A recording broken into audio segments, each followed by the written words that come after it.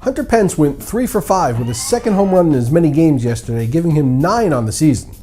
In our preseason evaluation, I mentioned that Pence would be dedicated to running more this year, as he was finally going to have a fixed position in the lineup and wouldn't be moving from team to team.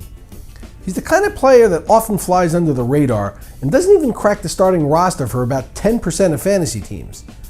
Pence is well on his way to a 25 home run, 20 stolen base season, and 100 RBI, 100 runs scored year is not out of the question.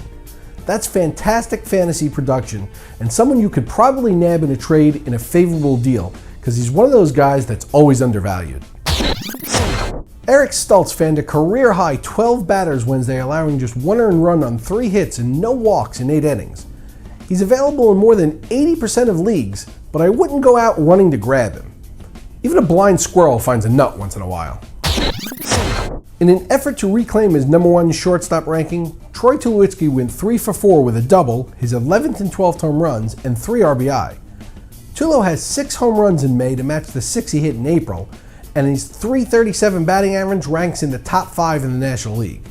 If he could just stay in the lineup, his home runs, RBIs, and runs would be off the charts.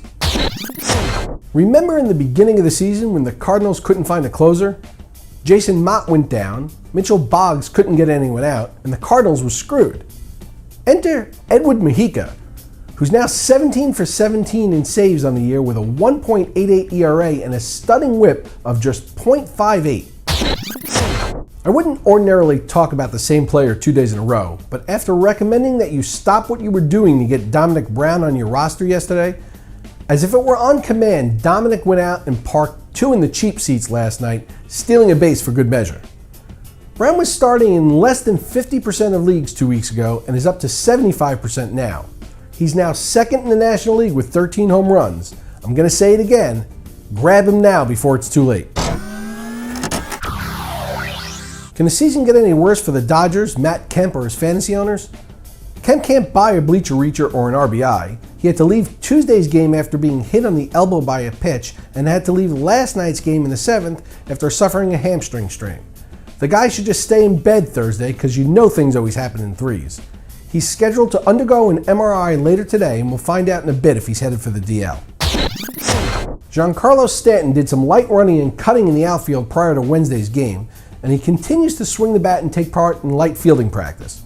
I know his fantasy owners are all waiting for it, but unfortunately there's no update on his timetable for his return as of yet. Kris Medlin, who left Wednesday's game after just 2 innings with a left calf contusion when he was struck by a line drive, is expected to make his start Monday against the Pirates. And it looks like Bryce Harper might miss this weekend with his knee problems, but Jason Worth may take his place as he's ready to return to the lineup any day now. Craig in Aberdeen, Maryland writes, I saw that Jake Arrieta gave up just 1 hit over 5 shutout innings in his first start since being demoted to AAA from the Orioles. Is he someone I should stash in a keeper league? Craigie, I'll say this about Arrieta. For anyone involved in a AAA minor league fantasy baseball league, he's a must-have. Despite my claims that Dustin Pedroia's position as a top-tier second baseman remains intact, it was pointed out to me that there were multiple sites reporting that Pedroia's fantasy value should take a hit after it was revealed that he was playing with a torn UCL in his left thumb.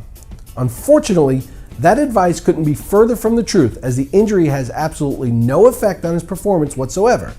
In fact, yesterday Red Sox manager John Farrell confirmed my position, stating that Pedroia is not affected by the injury in any way.